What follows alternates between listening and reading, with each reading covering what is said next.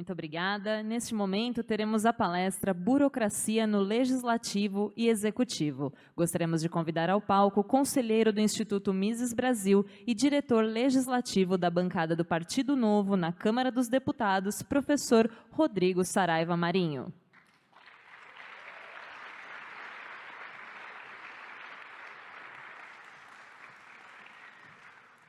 E convidamos também o diretor comercial do Instituto Mises Brasil, Raduan Melo.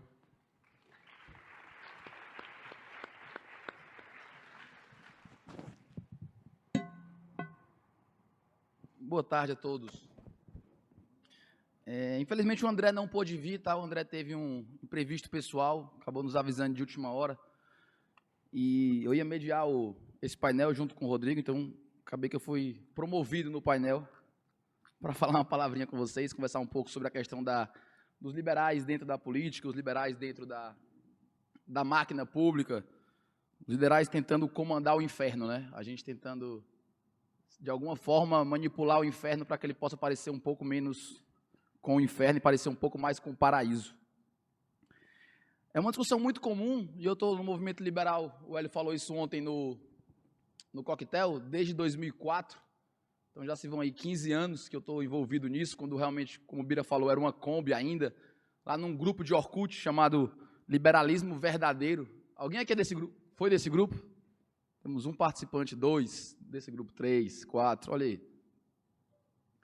E hoje a coisa realmente fugiu do controle, graças a Deus, né? Hoje é muito maior do que um grupo, muito maior do que um instituto, muito maior do que uma pessoa. A gente fala muito do Hélio, realmente, grande parte do movimento liberal orbita a pessoa do Hélio Beltrão, mas sem dúvida nenhuma é algo totalmente fora do controle do Hélio Beltrão. E isso nos torna muito, mais do que robustos, nos torna antifrágeis, né? Nos torna resilientes, mais do que resilientes ao caos, ao estresse, ao impacto que a gente possa sofrer. Pensando na questão política, na questão meramente partidária, vamos separar aqui um pouco, o que eu vou falar é partidarismo, porque política, todos nós somos seres políticos, né? Já dizia o filósofo grego. Mas pensando puramente na questão partidária, se vale a pena ou não a gente entrar nessa briga, nessa guerra, que sem dúvida nenhuma, em alguns momentos, às vezes, a gente acaba tendo que sujar as unhas. Eu não vou dizer que tem que sujar as mãos, porque eu acho que a gente não pode abrir mão disso, mas a gente acaba sujando as unhas. Se a gente parar para pensar como a gente pode mudar o mundo, como a gente pode mudar a realidade atual, e eu acho que essa tem que ser a nossa discussão prática, o que pode ser feito de forma prática para modificar a realidade atual, na minha visão, existem apenas 3 caminhos. O primeiro caminho é a gente esperar ser maioria realmente de pessoas, de braços, e a gente efetivar uma revolução armada, pegar em armas, ir todo mundo para Brasília, fazer uma marcha, derrubar o governo, vai morrer muita gente, vai ter um dano financeiro gigantesco, moral maior ainda, de vidas. Então eu acho que não é uma boa saída a gente pegar em armas, e eu não defendo essa saída. Mas é uma saída, não deixa de ser um caminho para a tomada de poder. Reprovado por mim, reprovado, tenho certeza, pela grande parte de vocês, mas não deixa de ser um caminho. O segundo caminho, mais puro, filosoficamente falando, é se todos nós começássemos a praticar o que a gente chama de agorismo, né? Todo mundo começar a sabotar o modelo. Vamos parar de pagar imposto, vamos parar de obedecer às leis, parar de obedecer uma autoridade, sendo ela estatal.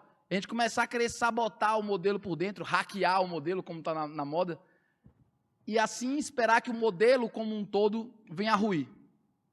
Para começar, é uma saída extremamente perigosa, né? O Hélio sempre diz isso.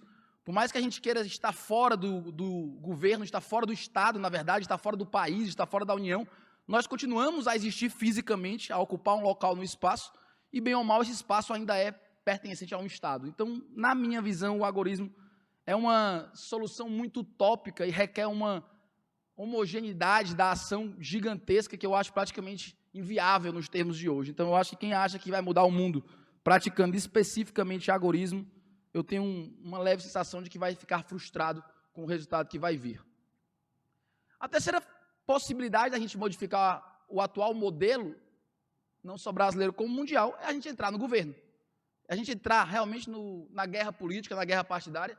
A democracia tem milhões de falhas, mas como já dizia Winston Churchill, sem dúvida, excetuando-se todos os outros modelos, é o melhor que há, é o menos ruim, ninguém inventou nada melhor, ninguém conseguiu falar nada melhor, é fácil criticar a democracia, é praticamente impossível sugerir alguma coisa factível melhor. Então a gente tem que entrar na guerra democrática, a gente tem que entrar na guerra política, na guerra por votos. Eu acho que essa é a única maneira que nós temos de conseguir modificar de alguma forma o que está muito ruim e o que piora ultimamente em termos de Brasil e talvez em termos de mundo, pensando no que foi dito aqui nesses últimos dias. Se a gente querer se colocar dentro dessa torre de marfim, como a gente usa essa expressão desde o começo do movimento liberal, e tenho certeza que essa discussão, se vale a pena ou não entrar na política, é uma das mais antigas do movimento liberal brasileiro.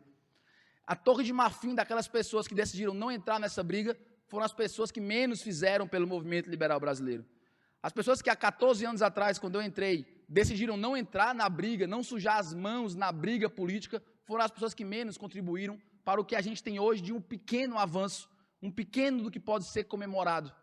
Eu acho que a gente tem sim que entrar na briga política, a gente tem sim que vender e cumprir esse ônus que é estar mediante a votos, fazer campanha política, brigar pela democracia com todas as falhas que ela tem e com tudo que ela pode nos trazer de ruim. Fazer algumas concessões com muito cuidado, eu sou bem puro quanto a isso. Eu acho que as concessões têm que ser em cima de ideias, não em cima de pessoas. Mas não vamos nunca, pessoal, um pedido que eu faço para vocês, não vamos entrar no conforto da Torre de Marfim, no conforto da vitória teórica. Eu acho que o grande pecado que a gente cometeu, e eu digo aí liberais e até conservadores, foi nos colocarmos no conforto da vitória teórica e achar que isso levaria ao conforto da vida prática, quando levou ao caos da vida prática. Por apenas termos a melhor teoria, por apenas termos a teoria verdadeira, por apenas termos a única teoria econômica possível para o desenvolvimento de um país, a gente abriu mão de uma disputa ideológica, de uma disputa pelas massas, de uma disputa pelas minorias. Abrimos mão das faculdades, dos sindicatos, dos grupos de negros, de homossexuais, deixamos eles na mão dos coletivistas. E agora a gente olha para trás e se pergunta como é que pode ter alguém que defende direito homossexual e defende ao mesmo tempo a esquerda, quando a esquerda, na forma aplicada no mundo, foi quem mais matou homossexuais. A culpa é nossa. Nós deixamos esse grupo desassistido, nós não mostramos nossa teoria, nós abrimos mão disso. Talvez por esse puritanismo de a nossa teoria já é muito boa, o nosso modelo econômico é o que funciona, o muro de Berlim já caiu. Em cima desse puritanismo tolo, nós colocamos pelo menos 16 anos de poder nas mãos deles, se for colocar tudo, na verdade, pelo menos 50 anos de poder nas mãos deles. O que acontece hoje no movimento liberal, que a gente começa a recuperar um pouco do poder, é, na verdade, a gente querer voltar a lutar por isso. Imagina o que seria do mundo se Thomas Jefferson, Thomas Paine, para ficar apenas nos Thomas, que é um nome que eu gosto bastante, tivessem achado que não deveriam lutar pela liberdade. Imagina o que seria do mundo se a Revolução Americana não tivesse acontecido, se essas pessoas tivessem, não vamos lutar pelo poder, eu sou contra o poder, como é que eu vou lutar pelo poder?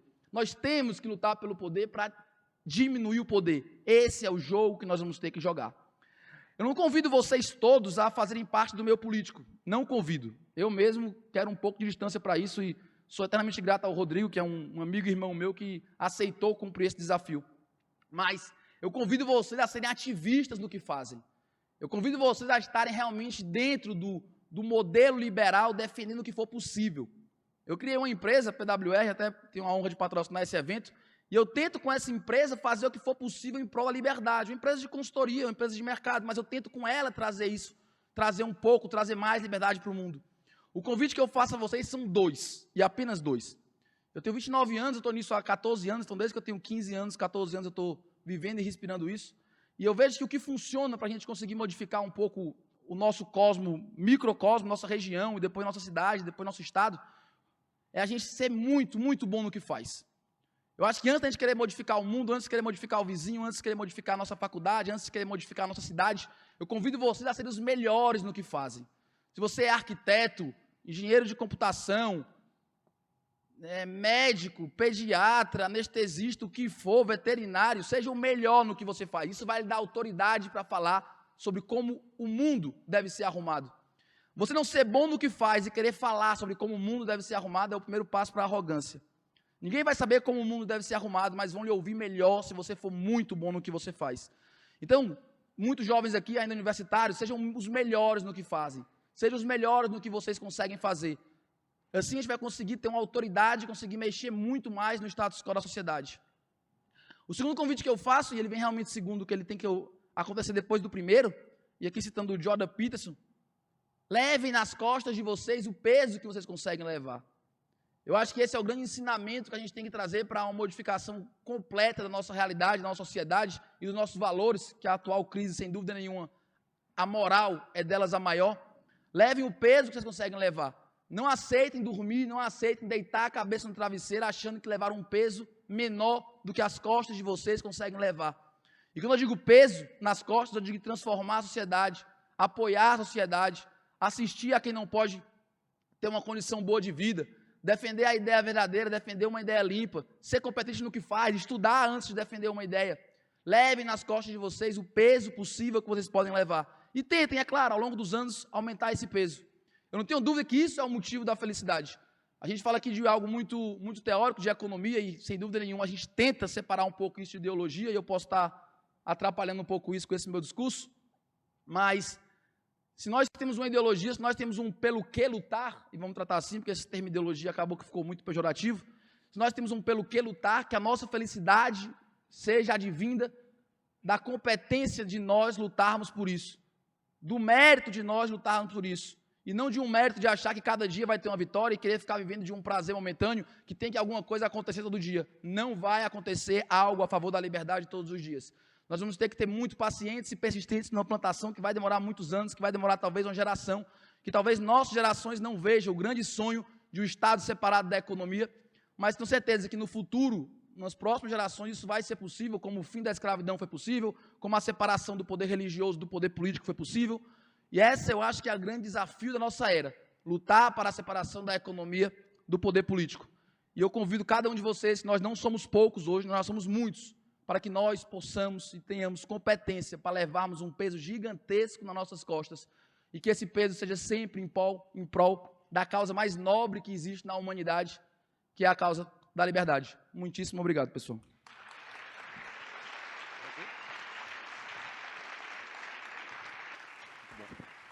Olá, senhores. Boa tarde. Prazer estar aqui com vocês mais uma vez. É uma honra imensa falar na conferência de escola austríaca. Confesso, eu falo bastante em vários lugares, e os dois lugares que a mão sempre sua, sempre tenho expectativa a mais, é aqui na conferência de escola austríaca, porque aqui eu jogo em casa, aqui eu jogo com os meus, aqui eu tenho toda essa parceria que faz o Brasil se tornar mais livre. Todo dia eu acordo pensando em como eu posso tornar Fortaleza, a minha cidade, mais livre, Ceará, o meu estado, mais livre, e agora em Brasília, como eu posso tornar o Brasil mais livre. Quem aqui acorda assim também? Levanta a mão quem acorda assim. Todo dia. Como eu posso tornar o Brasil mais livre? Tá pouco aí, hein? Estou sentindo falta. Tá fraco?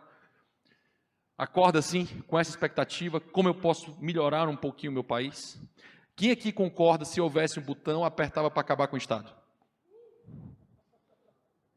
Então, estamos ok.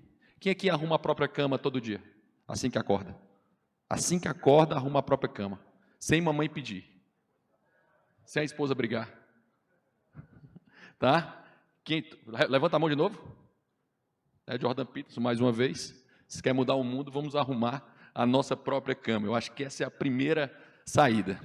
Eu vou acabar minha palestra igual o Adriano lá, né? Políticos não foram, não são, nem nunca serão a solução dos problemas do Brasil. Então eu posso ir embora também, né?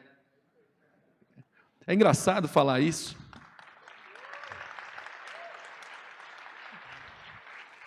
Então, Rodrigo, se tu pensa isso, que diabos tu está fazendo na política? Para que tu está lá? Qual é a razão de você estar lá? Todos vocês já devem ter ouvido uma metáfora do Hélio Beltrão falando sobre o time de futebol. Já ouviram essa metáfora? A metáfora do Hélio diz o seguinte: precisamos de grandes goleiros, né? Nossos goleiros são Mises, Hayek, Friedman, certo? Esses grandes goleiros. Precisamos de grandes zagueiros, professores universitários. Aí o André Ramos que ia falar com a gente, né? O professor Antônio Miller, professor Barbieri, professor Ubiratã Oro. Precisamos de fantásticos meio de campos. Um grande meio de campo que a gente tem, o Rafael Lima, né? Está fazendo um trabalho fantástico, que é um grande meio de campo, Danilo Gentili, toda essa turma, agora o Carrazé da Globo, não sei se vocês estão acompanhando, mas um ator da Globo que também está fazendo esse apoio, é o meio de campo, é a turma que está ali brigando no dia a dia, tentando mudar a tal da janela de Overton, né? Que eu vou já falar um pouco mais dela. Só que, se vocês pararem para pensar, antes da turma que está no Congresso Nacional agora, qual foi o último político liberal? Roberto Campos, né? O nome que vem para todo mundo é Roberto Campos. Significa, então, para todos nós, que não havia qualquer ataque, não havia o atacante. Esse pessoal, para quem gosta de futebol, amanhã meu time, inclusive, vai ganhar do time de vocês, quem torce São Paulo aqui, o Fortaleza ganha do São Paulo amanhã lá em Fortaleza. Tem torcedor de São Paulo aqui? Amanhã vai ser uma pisa grande no Castelão lá, inclusive com o técnico que era goleiro de vocês, Rogério Ceni lá amanhã. Tá? Amanhã vamos sacanear com isso, né? Eu sei disso. Nessa perspectiva, pessoal, imaginar há 2 anos atrás, se eu tivesse nessa palestra, dizendo que o partido que eu faço parte, que é o Novo, teria 8 deputados federais, que nós somos só os 8 deputados federais, são os melhores deputados federais da Câmara dos Deputados, em todos os rankings possíveis.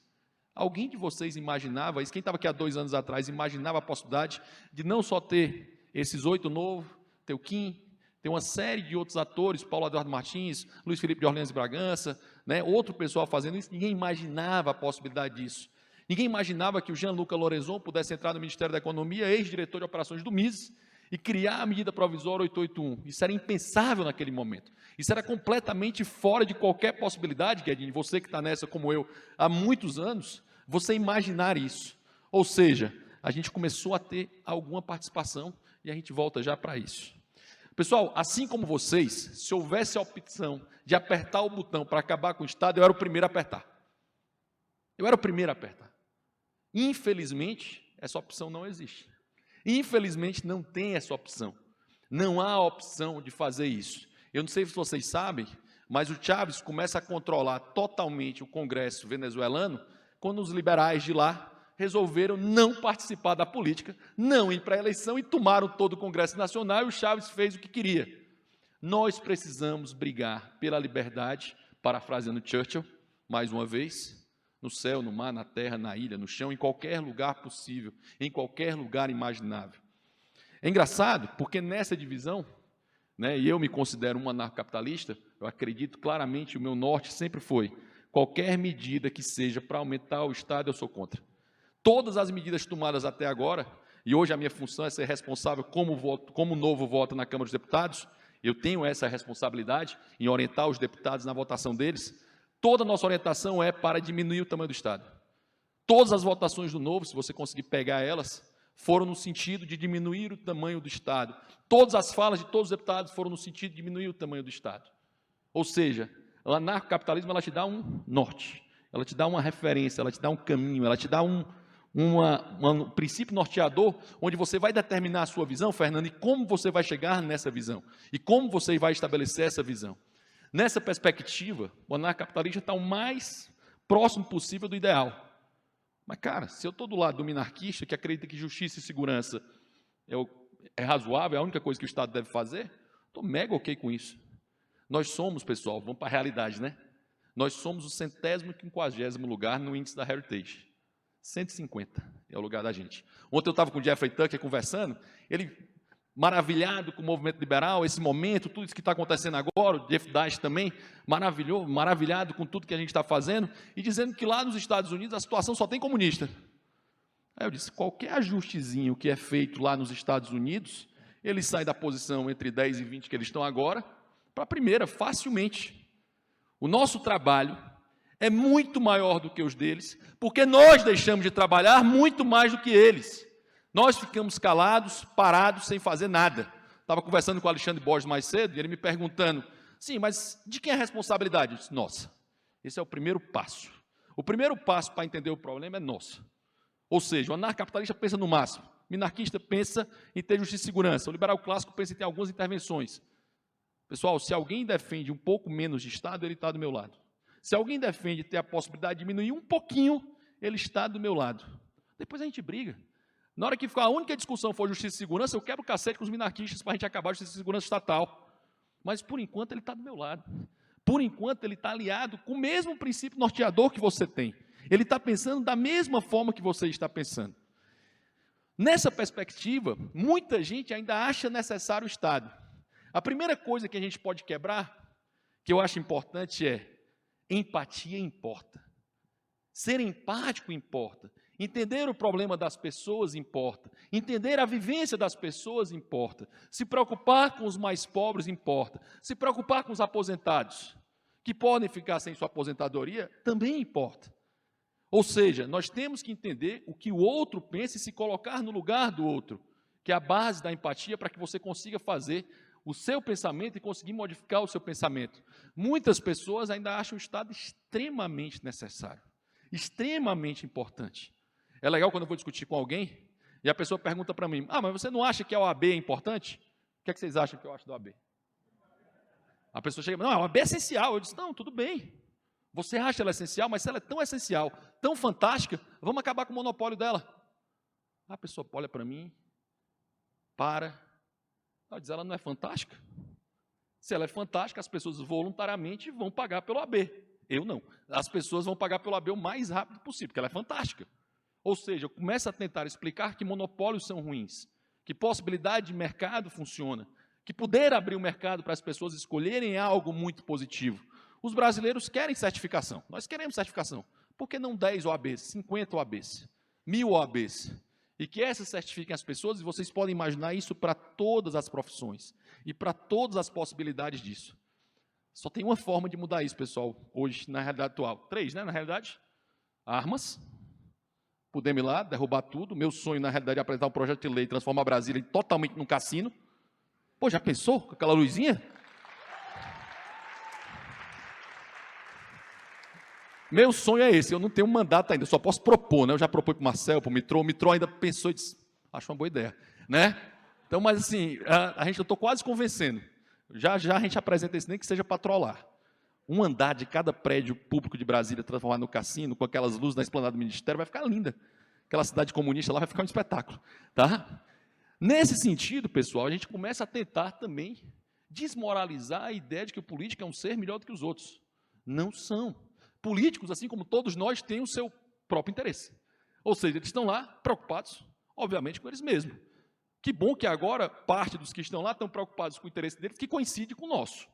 Certo? Menos Estado, mais abertura, mais liberdade comercial. Mas é o próprio interesse deles. É a lógica básica de escola austríaca. Estágio de menor bem-estar para o estágio de maior bem-estar, o axioma da ação humana. E a gente vai começar a fazer isso dessa forma, né? Quebrando, mostrando que atrapalham, mostrando que as burocracias são completamente idiotas. Pessoal, tem uma coisa mais idiota do que eu dizer que eu sou eu mesmo, reconhecendo a firma de mim mesmo que eu digo que sou eu? Não, sério, eu me sinto idiota quando eu vou para um cartório e eu digo para o cartório que eu sou eu. Ele nem sabe se eu sou eu, mas ele assina dizendo que eu sou eu. Não há nada mais idiota que isso. Não há nada mais idiota do que eu precisar montar uma empresa e precisar pedir autorização para um burocrata, certo? E esse burocrata dá autorização para alguém abrir uma empresa que vai ser um escritório de advocacia, ou um escritório de contabilidade, algo que não vai gerar risco para ninguém. Como é que muda isso? Mudamos, né? MP 881. Um ex-funcionário do MIS, um ex-membro do MIS, foi lá, acabou com a vara de baixo risco agora. Está em vigor hoje. Está valendo agora. Cabe a todos nós apoiarmos e brigarmos por isso. Um outro ponto é começar a lembrar, né? Quem melhor gasta o seu dinheiro. É a melhor explicação. Aquelas regrinhas lá do Milton Friedman, lembra? Quando eu gasto meu dinheiro comigo mesmo, eu gasto muito bem. Quando eu gasto meu dinheiro com os outros, eu gasto com algum cuidado. Quando eu gasto o dinheiro dos outros comigo, mais ou menos cuidado. Quando eu gasto o dinheiro dos outros com os outros, eu sou um político. Né? Gasto pessimamente, porque não há qualquer skin in the game, não há qualquer risco na pele. Ou seja, a responsabilidade está longe. Na minha visão, toda vida que um político gasta mal dinheiro era para ser descontado do salário dele imediatamente. Era a forma ideal de entender que a consequência dele era ser prejudicado com a própria decisão dele. Hoje, a coisa mais distante de skin in the game que acho no Brasil se chama burocratas, de forma geral, entre eles os políticos. E uma coisa importante é demonstrar, por exemplo, como a gente vai conseguir mudar a realidade com boas ideias, com boas sacadas e mostrando que nós podemos fazer a liberdade em todos os momentos. Eu confesso com vocês, como eu disse, eu acordo pensando em liberdade e acordo pensando em como a gente vai montar a Universidade Miss Brasil. São as duas coisas que eu acordo pensando. Nesse pensamento de ideias, de combate de ideias, a gente precisa fortemente demonstrar que o Estado é imoral, não funciona, é coercitivo e vai tirar a liberdade das pessoas. Não existe meio termo. O Estado é imoral sempre, sempre será algo tratado de violência. As pessoas participam daquilo obrigatoriamente. Como é que eu consigo diminuir? Como é que eu consigo cortar? Como é que eu consigo fazer ele caber dentro de uma sala, fechar a porta e ir embora? Como eu faço isso? Qual é a forma que eu faço isso? Mais uma vez, força ou ideia. Não tem jeito, ou é um ou é outro. Ou eu vou pela força ou eu vou pelas ideias. Não tem outro jeito, não tem outra possibilidade. E aí eu pergunto, para entrar na política, já que eu falei que para mim é algo péssimo, pessoal, eu sou do mercado, trabalho como advogado, estou há quase 10 anos, sei lá, 20 anos como advogado, tenho o meu negócio muito bem estabelecido e resolvi expor minha vida privada, porque você expõe seu patrimônio, você expõe sua vida, você se torna um cidadão público, né? As pessoas começam a falar de você, você começa a se meter também na vida dos outros, você perde uma série de amigos, né? Amigos, aspas, certo? E você começa a tentar entrar num jogo para conseguir mudar a regra do jogo sem se corromper de maneira alguma da regra do jogo. Raduan falou um negócio importante. Nós não podemos, na política, abrir mão de valores ideais. Não podemos nunca. Ah, vamos conceder para aprovar uma urgência de um projeto mais ou menos. Não, não, nós estamos aqui para fazer diferente, de forma diferente, possibilidade diferente, e pensando que não são porque não somos nós, ou seja, o Estado não funciona, não é porque as pessoas ideais não estão lá. O Estado não funciona porque ele não tem como funcionar. Os incentivos do Estado são completamente trocados. Pense na perspectiva de uma empresa lá do Ceará, sede federal, chamada Departamento Nacional de Obras contra a Seca. Alguém já ouviu falar dessa empresa? Denox, o nome dela. Se o Denox acabar com a seca, o que acontece com o Denox? Qual o incentivo que o funcionário do Denox tem de acabar com a seca? E para que o Denox existe, pessoal, então? Está 80 anos para acabar com a seca e até hoje não acabou com a seca. Ou seja, aquilo funciona com incentivos trocados a todo momento. É a lógica da água. Né? O pessoal diz assim, consuma pouca água, consuma pouca energia. Já viram a Coca-Cola fazendo essa propaganda? Consuma pouca Coca-Cola? Mas a companhia de água e esgoto de qualquer lugar do Brasil diz assim, consuma pouca água, consuma pouca energia. Toda e qualquer empresa quer que você consuma mais. Porém, as empresas de água e energia querem que você consuma menos. Qual é a lógica disso? Se a empresa é monopolista e não faz o que presta, ela não merece o monopólio. Se ela faz o que presta com o monopólio, ela não precisa do monopólio. Nós precisamos acabar isso o mais rápido possível e, infelizmente ou felizmente, dando um choque de realidade a quem diz assim, vamos ficar na Torre de Marfim, nós precisamos brigar em todos os espaços, seja na sua escola, seja no seu mercado de trabalho, seja na sua universidade, seja na sua empresa, seja na política, nós precisamos empurrar a janela para mais liberdade, em todos os lugares possíveis. É interessante que me perguntam sempre, Rodrigo, eu posso fazer, muita gente manda pergunta do nada assim, posso fazer concurso? Vou deixar de ser liberal se eu fizer concurso? Eu disse, não. Eu disse, por quê? O concurso era auditor da Receita Federal, ou seja, né, cobrador de impostos. Posso fazer concurso? Eu disse, pode, é muito melhor ter um liberal lá, entendendo o problema e respeitando a liberdade de empreender das empresas, do que ter um antiliberal lá, do que ter um estatista lá. Mas a política não é, como eu já disse, não é, nunca foi, nunca será o principal problema. Mas você imagine, amanhã, um time de futebol jogar sem a sua primeira barreira de defesa. A política ela vai servir como um escudo, primeiro escudo, a primeira barreira de defesa. Eu não posso dizer para vocês quantas leis a gente criou. O pessoal do Novo não é muito empolgado em criar leis, não é muito objetivo. Mas eu posso dizer que, pelo menos nesses 3 meses, nós evitamos pelo menos 500 porcarias. E esse foi o grande trabalho dos 8 deputados federais da gente.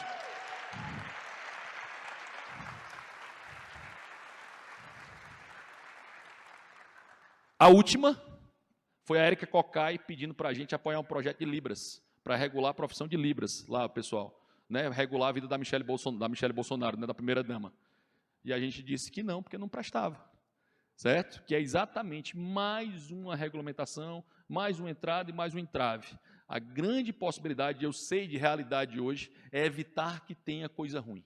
E evitar isso, 8 pessoas têm conseguido fazer com muito mérito. Pautando o plenário inúmeras vezes para quem acompanhou nesses últimos 3 meses. O que me dá um baita orgulho. Nesse sentido, pessoal, eu pergunto a vocês, libertários devem entrar na política? Devem, o mais rápido possível. Nós precisamos estar lá exatamente para dar a primeira barreira de defesa. Não é para dar solução. Nós sabemos claramente que quem vai tornar o Brasil rico e próspero é a iniciativa privada. Mas se a gente não usar a primeira barreira de defesa para evitar, para permitir que a iniciativa privada consiga gerar prosperidade no Brasil, o Brasil segue como ele está hoje. Por isso que nós precisamos ir para lá. É bom, Rodrigo? Não, é nada agradável. Estou longe do meu filho, estou pelo menos com minha esposa lá, né, mudando totalmente a perspectiva de vida e sabendo que aquilo ali é uma mudança de paradigma, mas que é útil, extremamente útil para o Brasil. Uma das coisas importantes para dizer para vocês eu vou contar algumas vitórias que nós já tivemos. A primeira me dá um baita orgulho. Essa semana eu ganhei o processo da DPF na Uber e aquilo ali foi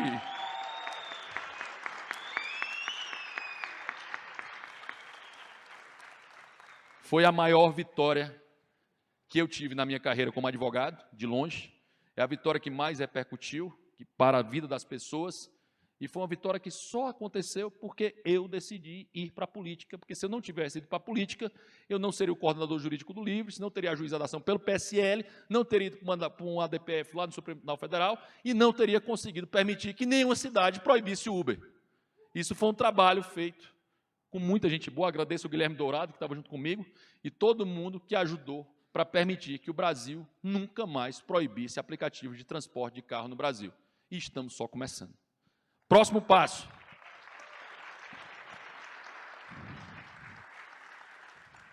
O cara estava até aqui hoje. Alguém foi? Fábio Osterman já foi embora, mas homenagear o meu amigo Fábio Osterman. Fábio Osterman conseguiu, junto com Giuseppe Riesgo, 2 grandes amigos, acabar com o auxílio mudança lá no deputado do Rio Grande do Sul. Outra vitória. Nós revogamos lá, outro grande amigo revogou mais de 9 mil leis absurdas em João Pessoa. Nós tivemos algumas vitórias do Partido Novo na Câmara dos Deputados, entre elas permitir a liberdade para empresas estrangeiras, entre elas quase conseguir a liberação para devolver o fundo partidário, entre elas conseguir pautar o plenário e defender fortemente aquilo que não deveria existir. Eu concordo com ele, a Previdência tinha que acabar o mais rápido possível, essa pirâmide teria que acabar o mais rápido possível, porém, a gente precisa manter enquanto isso, porque senão o país quebra, e defender com muita força a reforma da Previdência. E aqui eu faço uma homenagem a 2 grandes amigos em Porto Alegre, que evitaram por quase 2 anos que aquele responsável, o prefeito de Porto Alegre, Nelson Marquesan, ele aumentasse o IPTU em quase 200% na cidade de Porto Alegre. E aí uma salva de palmas para Ricardo Gomes e Felipe Camozato, que fizeram um trabalho genial lá. Isso é só para mostrar a importância, né? Parece bobagem, né? Isso tem 2 anos, pessoal. Todos os exemplos que eu coloquei aqui têm 2 anos. Ou seja, a janela do impossível para o popular se moveu com uma velocidade incrível. Nós precisamos apoiar fortemente a reforma da Previdência, senão nós vamos lascar os mais pobres. Por quê? Porque o governo se financia, como já falei 1000 vezes, de 3 formas: tributos, empréstimos e papelzinho pintado, né? Papelzinho pintado, aquela coisinha pintadinha que o governo acha que é dinheiro, diz que é dinheiro, eu vou sou obrigado a usar aquela porcaria para dizer que vale alguma coisa. Então, se não fizer a reforma da Previdência, não vai funcionar o financiamento estatal, os empréstimos vão disparar os juros, não vai conseguir financiar nada, e nós vamos precisar ter inflação. Quem é que não se protege de inflação, pessoal? Porque ele não tem banco, não é bancarizado, e esse cara está lascado. Então, se eu não consigo explicar isso de forma simples e clara para as pessoas, eu já perdi o debate. Então, eu tenho que estar reforçando claramente que a reforma da Previdência é para beneficiar os mais pobres, eu preciso fazer ela para ontem. Nós precisamos mudar o Pacto Federativo para anteontem, certo? É absurda a situação que acontece hoje, dos recursos irem para Brasília e depois voltarem para estados e municípios, é um absurdo completo. É um absurdo a forma que é cobrada, desculpa o pessoal de São Paulo, é absurdo o tanto de subsídio que a cidade recebe, absurdo, certo? Isso tem que ser finalizado o mais rápido possível. Nós precisamos de uma reforma política também, não acho que é agora, mas precisamos com foco e força o mais rápido possível de tudo isso. E uma coisa importante, né, como eu já falei para vocês, nós precisamos dar exemplo. Isso é a coisa mais importante de tudo. A palavra convence, não passa. Thaís? Não passou. A palavra convence, o exemplo arrasta. Uma das coisas que eu mudei de opinião, mudei de paradigma, o Congresso não demonstra o que o país é, demonstra fielmente o que o Brasil é. Nós temos gente muito boa e gente muito ruim, e todas estão muito bem representadas no Congresso Nacional. Outra coisa que eu aprendi, que o pessoal diz para mim, não, político não trabalha, trabalha.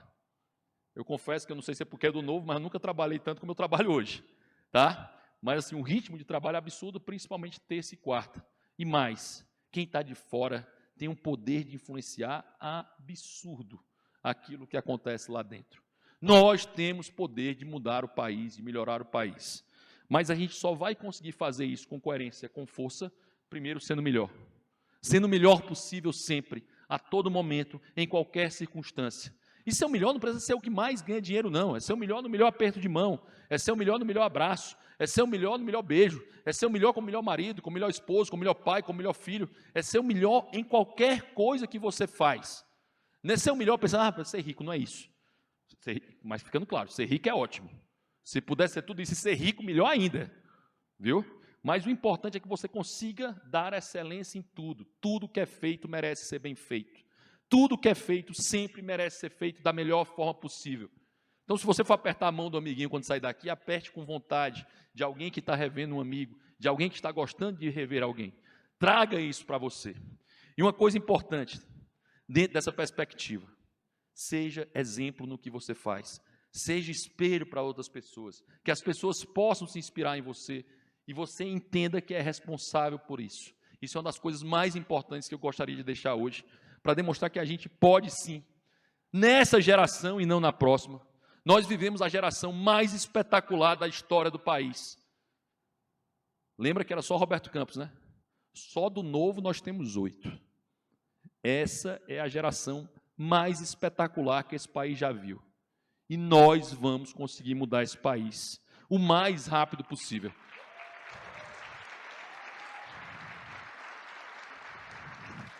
E não vai ser na próxima geração, vai ser nessa com vocês, do meu lado, do lado da gente, do lado do Hélio, do lado do Raduan, que vai conseguir tornar esse país um país livre e próspero, rapidamente, dando o exemplo, fazendo o exemplo e fazendo isso acontecer. Dentro dessa perspectiva, pessoal, de dar o exemplo, de entender a responsabilidade, de entender que você é o capitão do seu próprio destino, eu lembro a você que imposto é e sempre será. Muito obrigado.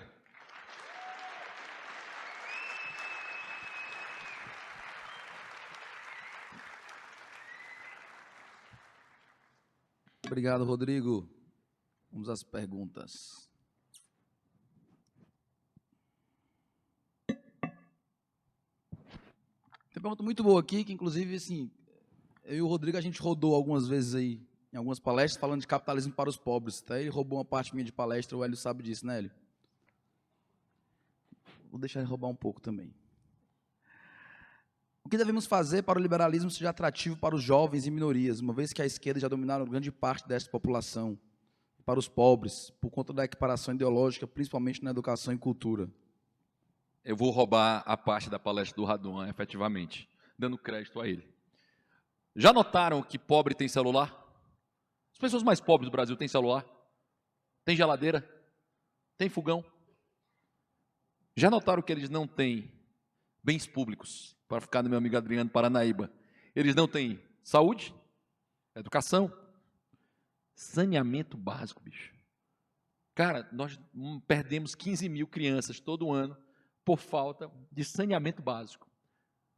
É um negócio tão absurdo que você perde a possibilidade de conseguir resolver um problema simples, com abertura de mercado. Inclusive tem um MP agora para ser votado, MP 868, que vai tratar exatamente de abertura de mercado para saneamento básico. Os comunistas estão loucos com isso, que eles não estão defendendo. O comunista, em geral, não defende as pessoas, defende estatística e defende os seus próprios interesses, mais uma vez, relacionado ao seu próprio salário.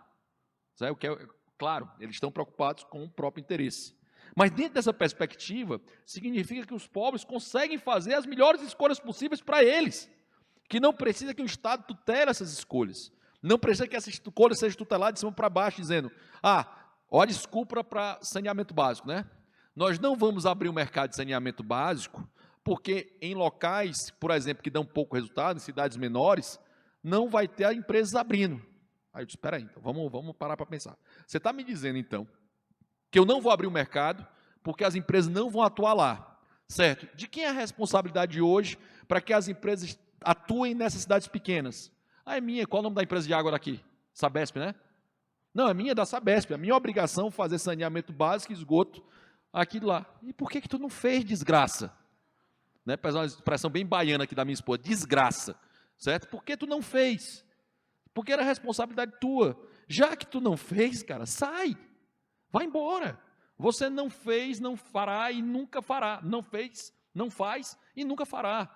Então, a única possibilidade de conseguir atingir essas pessoas, principalmente as mais pobres, é entender primeiro que elas, incrivelmente, conseguem tomar suas próprias decisões. Meu Deus, ela consegue tomar suas próprias decisões. O segundo ponto é, permita que ela tome as suas próprias decisões, dando possibilidade de escolha a elas. Né? Outro exemplo para ficar, toda pessoa aqui, em geral, gosta do seu aparelho celular, mas, em geral, odeia a operadora de celular. Será que não é porque aqui tem concorrência e aqui tem um oligopólio?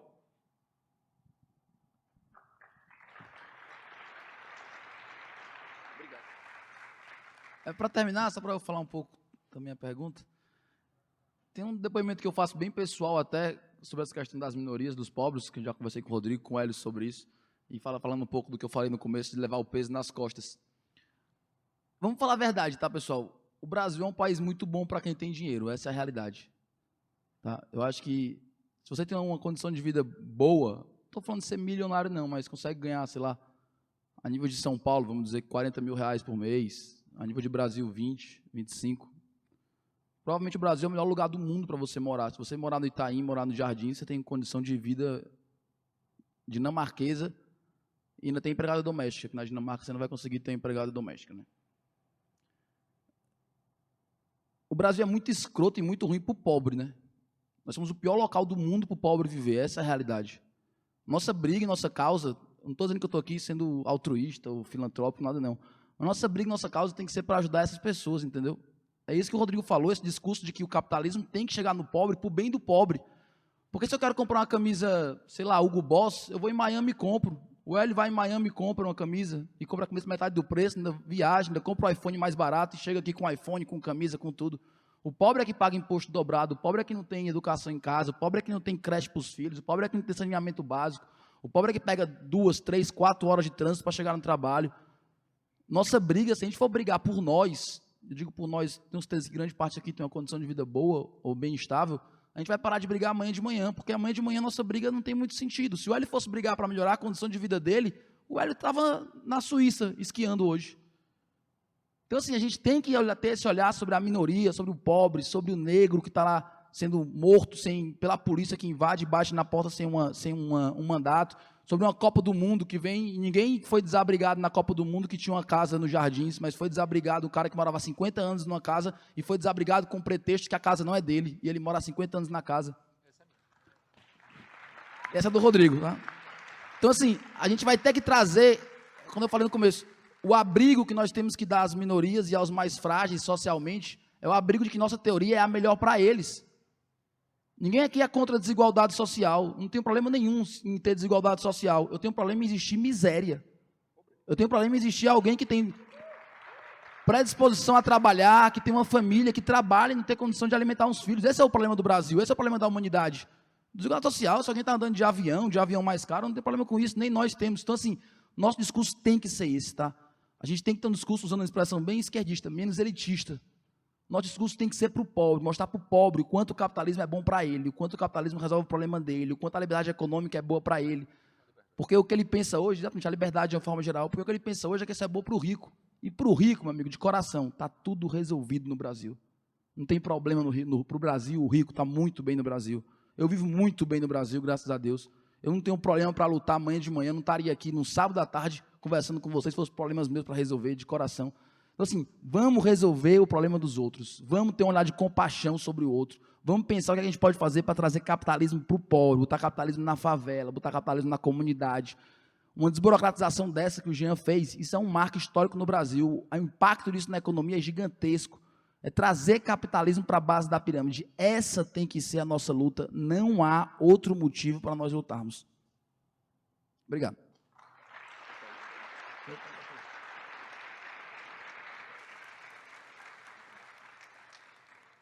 Rodrigo, o Novo não está adotando uma política muito purista no Congresso, uma vez que é necessária a ação em Brasília, não seria bom se integrar mais? Tem duas discussões. Quem prefere que o Novo seja o pessoal da direita? Opa, gostei, foi uma boa reação. Ninguém quer que o Novo seja o pessoal da direita. Nem é o objetivo do Novo ser o pessoal da direita. Nós estamos conversando, sim. O que significa conversando, dialogando, ouvindo, tendo cuidado de não bater no coleguinha, né? Lembra da votação que a gente teve da emenda 4, lá de 144, para devolver o fundo partidário? Nenhum dos deputados criticou os coleguinhas que votaram contra. Por que a gente não fez isso? Porque daqui a um mês vai entrar o PL 15/2019 para a gente conseguir devolver o fundo partidário, porque a gente não quer devolver o fundo partidário para os outros partidos, quer devolver para a União. Se eu bato nos coleguinhas, eu não vou ter a possibilidade deles votarem junto comigo, porque eles vão dizer que a gente é um bando de gente ruim. O que aconteceu com a base? A base bateu fortemente, isso gerou uma série de problemas lá, em Brasília. Eu entendo, a base bater do jogo, mas parecia que era o nacional, nós lá no Congresso, que estávamos estimulando isso.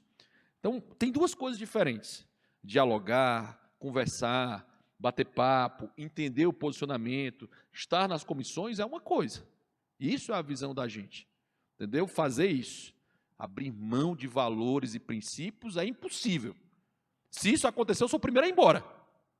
E a minha função lá, como diretor legislativo da bancada do Novo, é manter os princípios e valores do partido, porque eu só vou estar naquilo que eu acredito. E eu acredito que a nossa missão lá é trazer mais liberdade para o país. Ou seja, existem formas, dentro do dia a dia do Congresso, né, nós temos comissões, plenário, comissões, vamos lá, temos 20, só para ter uma noção aqui, temos 25 comissões permanentes, temos mais um monte de comissão especial, temos pelo menos 12 comissões de medidas provisórias que estão em vigor agora, além do processo do plenário, que não depende da decisão dos parlamentares de quem vai ou não ser votado naquela casa, ou seja, a decisão é da cabeça do presidente, praticamente. O que o presidente quer fazer, lá ele faz. O que é muito ruim para a gente, porque às vezes não dá tempo de preparar algo bom o suficiente, no jeito que a gente gostaria, no padrão de qualidade que a gente gostaria, para que os deputados fundamentassem o seu voto. Então, você tem um ponto disso. Então, você tem que ter um cuidado, entender que você pode, sim, estar aberto ao diálogo, estar aberto a conseguir fazer mudanças sem perder princípios e valores, tendo como norte menos Estado, sempre menos Estado. Esse é o norte. Ou seja, qualquer coisa que possa gerar menos Estado é o ideal. Aí você tem uma situação, né, muito engraçada. A primeira vez que eu falei na Câmara, eu dei uma palestra sobre 6 lições lá, o Partido Novo, a liderança do Novo, pelo menos uma vez por semana, na Câmara dos Deputados, tem palestras sobre temas liberais. Certo? A primeira fui eu que fiz, eu falei sobre as 6 lições de Ludwig von Mises. E eu falei, como eu tinha prometido, que a primeira vez que eu falasse na Câmara dos Deputados, eu falaria que imposto é roubo, e falei. Né? Foi bem legal. Essa parte foi muito divertida. Nessa condição de entender isso, de entender esse funcionamento, permite com que a gente consiga dialogar. O que tem acontecido é que os outros partidos começam a vir ao Novo e perguntam, por que vocês vão votar assim? Qual a razão de vocês votarem assim? Me explica aqui o fundamento. Como é que a gente trata disso? Isso tem mudado a postura muito claramente. Aí o pessoal às vezes pergunta para mim, Rodrigo, querem uma isenção para determinado setor, né? Isenção para o Minha Casa Minha Vida. Aí eu disse, contra. Eu disse, mas como assim contra? Você disse que imposto é roubo, como é que você é contra a isenção? Eu sou contra a isenção, porque se der isenção para esse setor, vai desestabilizar todo o mercado, porque você vai dar uma preferência para um, vai dar mais um subsídio, né, vai dar mais um benefíciozinho pontual, e isso vai desequilibrar o mercado completamente. Você tem que explicar o passo 2, né? A consequência disso é a parte do cinza. Nessa parte do cinza é que a gente tem que entrar com muito mais força, e é aí que a gente consegue convencer as outras pessoas disso, convencer como é que deve funcionar, e hoje, com 3 meses de casa, nós já somos referência lá em termos de sermos consultados, como é que vão votar, e vários deputados já mudaram de ideia depois de perguntarem para a gente a razão da nossa votação, e isso para mim eu acho que é um grande ganho para a gente. Ao invés de ser pautado por eles, nós estamos pautando eles, porque a turma é muito boa, e nós estamos estudando para isso.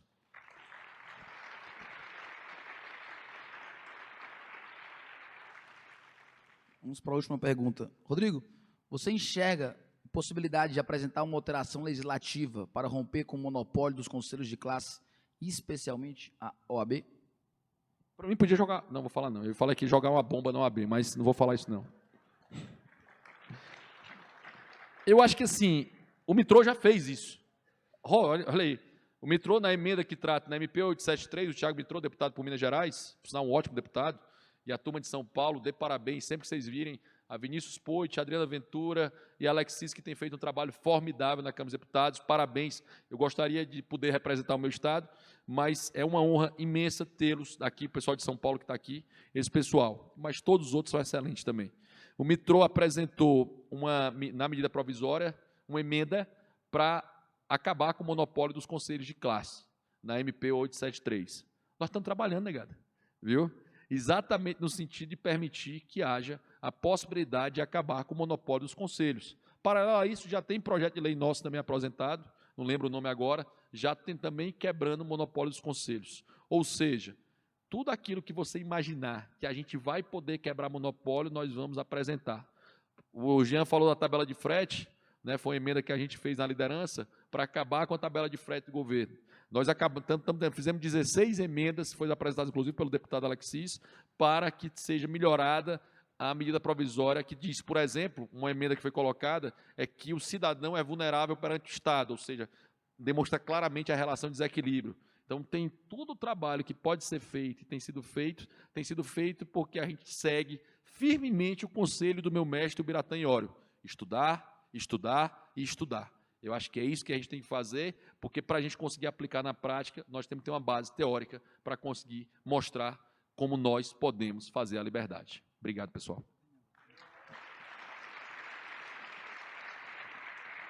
Uma última pergunta, Rodrigo, rapidinho. Mises ou Hayek? Mises e Hayek. Não. Todos os dias. PSDB demais, sempre. tá? Não, Mises é o melhor economista que eu já vi, o Hayek é o maior intelectual que eu já vi. Então, a economia está dentro do intelectual, Não. então Hayek é maior. Não, não é maior. Mises é maior do que Hayek na economia e Hayek é maior do que Mises em todas as outras coisas. Obrigado, pessoal.